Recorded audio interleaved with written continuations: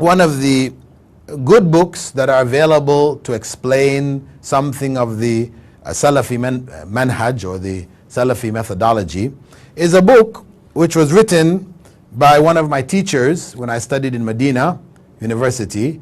I studied with Imam Muhammad Nasiruddin Al-Albani. I studied with him for some 4 years whilst I was in Medina. I also studied under one of his leading students, Shaykh Muqbil Al-Hadi. I studied Takhrij of Hadith in his home. He was a personal friend. However, this book, in the fact that it has a good explanation, actually taken from some of the lectures of Shaykh Nasiruddin, it also leaves out other elements from the Salafi Manhaj, which for many people who have gone to extremes, they deliberately oppose. So for example, Shaykh Nasiruddin spoke very strongly against Hajr, that is abandonment, where we abandon the believers. We don't have anything to do with them. We won't shake their hands, give salams to them. If they walk on one side of the road, we go and walk on the other side of the road. You know, this practice Shaykh Nasiruddin was vehemently opposed to, gave lectures against.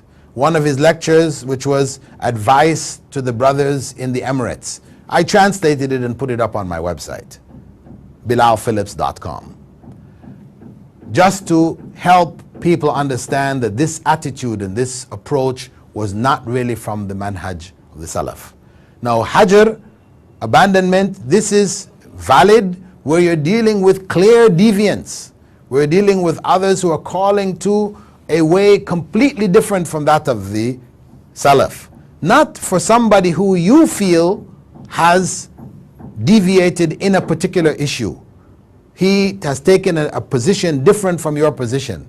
So now you're going to treat him as if he or she is an open deviant, an enemy of the ummah. No, this is not the way. And Shaykh Nasiruddin spoke very strongly against it, saying that that will only isolate yourselves. You can't reach those who have made mistakes in that way. Instead, you should keep them within the fold and work with them and help to try to correct these things. This is the proper way to deal with it, as the earlier generations did. So we have to be conscious of this actually deviant practice.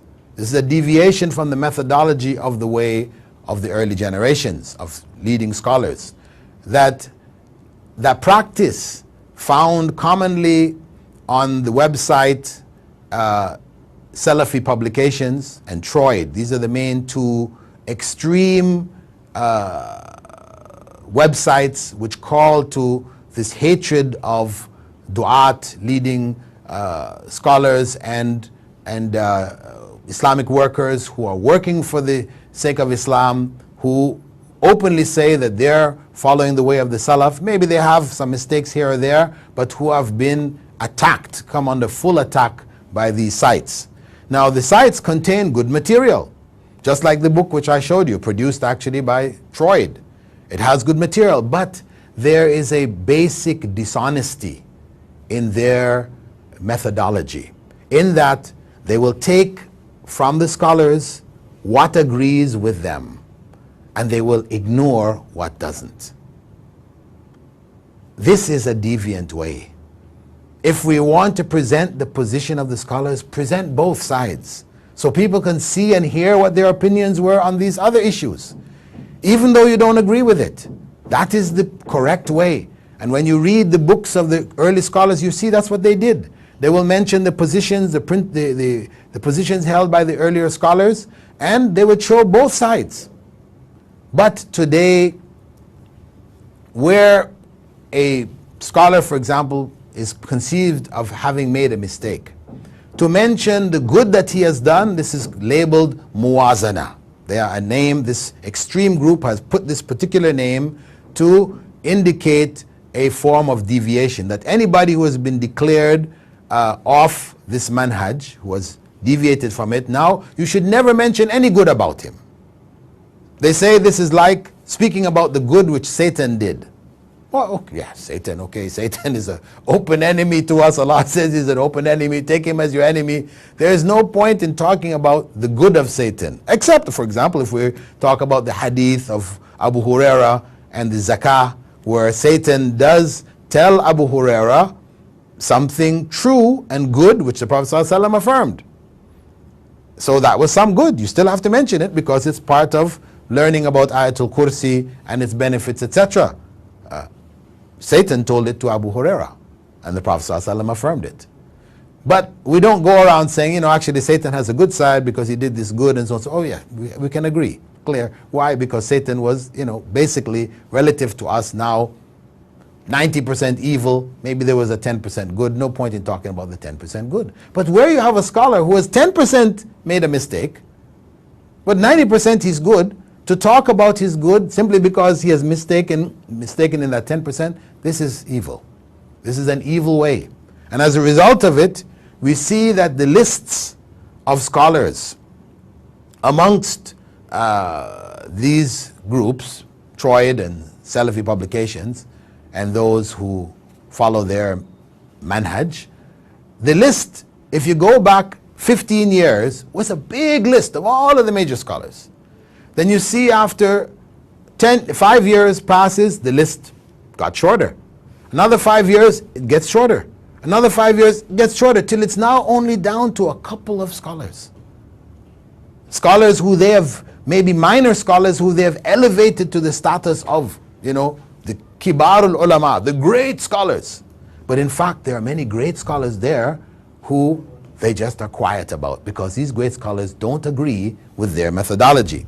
So you'll find people like Abdul Muhsin Al-Abbad, who was also one of my teachers and who signed my BA in Islamic Studies from Medina University, from the College of Usul ad-Din, signed it with the title Shaykh Abu Ameenah Bilal Phillips, and he signed it, and this is available for anyone who needs to see it.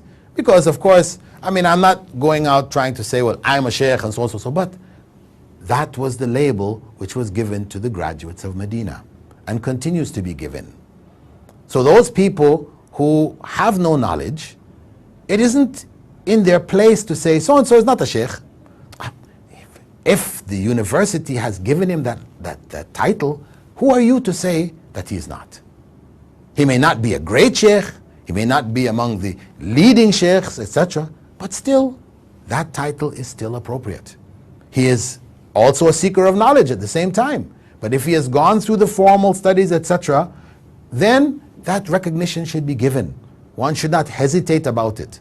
But unfortunately, you have individuals who have studied nowhere, who have no scholarship behind them, maybe struggling to even pronounce the verses of the Quran. And they have elevated themselves in their own circles, and they're now being called sheikh. And then these other individuals who in fact have all the qualifications, have all the learning, are involved in teaching the ummah, these people are now labeled as deviant so-and-so and deviant so-and-so. No way you can give them the title sheikh. No, you cannot call him a scholar of any kind, he's deviant. So this is the methodology of the deviants, in order to cut people off from real knowledge, because those that are being cut off from this circle are those who hold the position, the moderate position, the position of the early generation, which is tolerant to differences of opinions, tolerant to people's mistakes, recognizing their mistakes, and at the same time still being able to work with them. These are the people who are cut off, from the masses are cut off, so that they can only turn now to individuals who are in fact ignorant, who have no scholarship behind them. And so what is going to happen? They become further misguided. And this is very, very unfortunate. So what is a common practice amongst them is known as Tabdee. You know, anybody who doesn't hold their opinion, they immediately label them as mubtadi'. They're innovators. And these titles are used in a manner which, you know, Allah knows best. People will have to pay a great consequence in the life to come, if not in this life. Because this attitude of labeling people's deviants, and this is a very, very serious label, when in fact they are not, this is a great misjustice and injustice done against those who are struggling to teach Islam to the masses.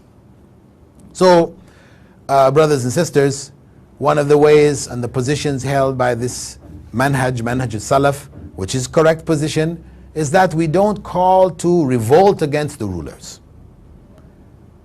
That those who revolted in the past, they created more chaos than any good that they sought to do. It doesn't mean that we accept all evil that may come from rulers. We should oppose it, but oppose it in a way which is not going to create chaos in the society. You know, there are legal channels that this can be dealt with. We use the legal channels that are available to us. Otherwise, we're patient. And this was the way of the early generation. Not to say that there were not some from the early generation who did revolt, like Hussein ibn Ali, the grandson of the Prophet Muhammad ﷺ, and others, Ash-Sha'bi, others from the Tabi'een, etc., who did revolt. They did join revolts. But we don't take those exceptions who did that as the rule and say, well, that was the way. No, there were exceptions and they were mistaken. And those who did join revolts ended up being killed and bloodshed, and what they sought to achieve was not achieved. That's the reality. That's what history has shown us. We cannot deny that some of the early respected scholars did join revolts against oppressive, tyrannical rulers. But others among them, who represented the majority, people like Al-Hasan al-Basri, when people came to him in Basra asking him to support and to join in the revolt against Al-Hajjaj ibn Yusuf, who was massacring Muslims left and right, killing the Sahaba and all this, you know, firing rocks on the Kaaba, breaking down the Kaaba. This man was a tyrant. But Al-Hasan advised them to be patient. They didn't have the means, they didn't have to resist this man, that so to revolt against him was to bring bloodshed. They didn't take his advice, they revolted, and they were all massacred. But this was Al-Hasan al-Basri, known to be amongst the great Tabi'een, and many others like him took that position.